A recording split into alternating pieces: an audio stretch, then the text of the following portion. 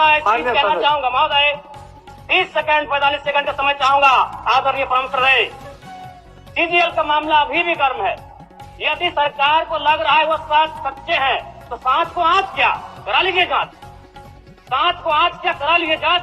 और अब कब तक बहाना दीजिएगा कि ये विपक्ष की साजिश है?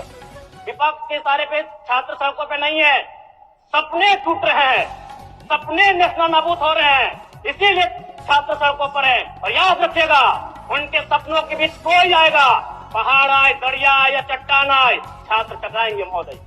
मैं फिर कहूंगा, यदि आप सच है तो सच को आंच क्या कराइए जांच, सीजीएल की जांच हो। मैं पुनः कहूंगा, सत्यान आधारित स्थानीय नीति, विस्थापन नीति पुनः समीक्षा करते हुए लागू कैसे हो उस दिशा में आज बढ़ना चाहिए महोदय।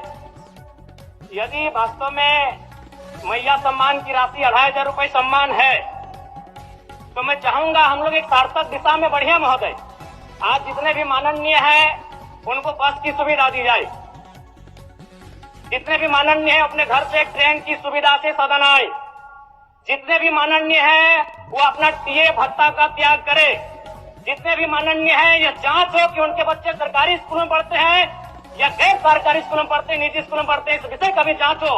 अगर उसमें कसौटी में उतरते हैं हम कहेंगे ये मैया सम्मान योजना है, और नहीं तो इसे केवल और केवल जिस सपने के साथ ये राज्य अलग हुआ था वो सपना कहीं ना कहीं अधूरा होगा महोदय। 2500 रुपया सम्मान की कसौटी नहीं होगा। सम्मान तभी होता है जब समानता से आता है, समानता है तभी सम्मान है। अगर समानता नहीं है महोदय तो किस सम्मान की आप बात करते हैं? अध्यक्ष महोदय, आदरणीय मुख्यमंत्री को दोबारा बहुमत से चुनकर आने के लिए भी धन्यवाद। माननीय वित्त मंत्री के द्वारा अनुपूरक बजट, द्वितीय अनुपूरक बजट जो 4,833 करोड़ 39 लाख लाया गया है, जबकि यही सरकार ठीक कुछ दिन पूर्व प्रथम अनुपूरक बजट, माफ कीजिएगा, प्रथम अनुपूरक बजट 4,833 करोड़ 39 लाख का लाया गया था। और आज पुनः द्वितीय अनुपूरक बजट जो कि 11,697 करोड़ 45 लाख की राशि लेकर आए हैं। तो महोदय, जब पूर्व में हमारे पास जो निर्धारित राशि होती है और उन राशि को अगर हम खर्च नहीं कर पाते हैं तो फिर ऐसे बजट का एक दिशा का होना और राज्य की दिशा का अलग होना कहीं ना कहीं चरितार्थ को हम लोग उदाहरण के रूप में प्रस्तुत करते हैं। महोदय, बजट की सार्थकता तभी आम व्यक्ति को समझ में आएगी जब एक गांव का सबसे गरीब व्यक्ति, गंगवा की पत्नी गंगिया, अपनी गठरी में बाजार के बजट को रख पाई। आज तमाम माननीयों ने, हमने भी सोचा था कि पक्ष की तरफ से विषय को रखा जाएगा, विपक्ष वाले तर्क को प्रस्तुत करेंगे और इसी बीच मैं एक नया नवेला युवा सीखने का कार्य करूंगा। लेकिन मैक्सिमम समय इन्होंने दिशाहीन मुद्दों पे रखा। तो मैं, क्योंकि मैया सम्मान योजना मूल बिंदु रही, केंद्र बिंदु रही, किसी ने उसे सम्मान कहा, नारियों का सम्मान कहा, महिलाओं का सम्मान कहा। हम लोग भी महिलाओं के सम्मान के पक्षधर हैं।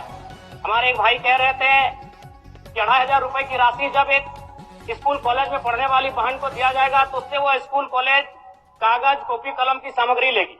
मैं कहना चाहूंगा, अगर आप उसे स्कूल कॉलेज जाने से पहले अगर 2500 रुपए देंगे तो उसे आप निकम्मा और आलसी बनाएंगे।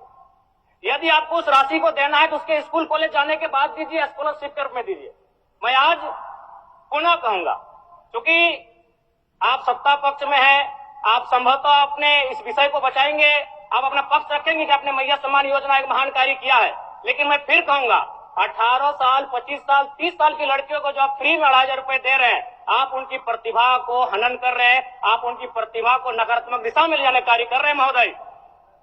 मैं इसे आप स्कॉलरशिप का रूप दीजिए। आपको 2500 रुपए देना है, स्कूल से पहले देंगे ना। मैं कह रहा हूं, मेरी भी सैकड़ों बहनें हैं गांव में, अगर आप स्कूल जाने से पहले 2500 रुपए उनके हाथ में देंगे, उस पैसे को वह गलत कार्यों में, गलत नहीं कहेंगे, कुछ ऐसे कार्यों में खर्च करेंगी जो लुभावनी हो। स्कूल जाने के बाद, अटेंडेंस के बाद अगर आप देंगे स्कॉलरशिप के रूप में तो वो बहन स्कूल तक जाएगी। दूसरा सवाल और एक महत्वपूर्ण विषय महोदय। एक मिनट माननीय सदस्यगण, सभा की सहमति हो तो सदन की कार्रवाई समाप्त होने तक समय बढ़ाई जाए। बोलिए आप समाप्त करिए, बोलिए।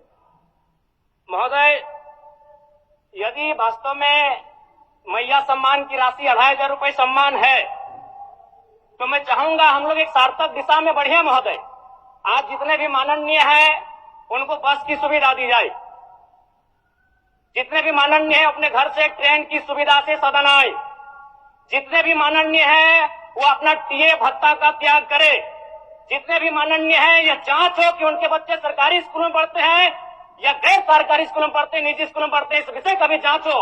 अगर उसमें अगर कसौटी में उतरते हैं हम कहेंगे ये मैया सम्मान योजना है, और नहीं तो इसे केवल और केवल जिस सपने के साथ ये राज्य अलग हुआ था वो सपना कहीं ना कहीं अधूरा होगा महोदय। 2,500 रुपया सम्मान की कसौटी नहीं होगा।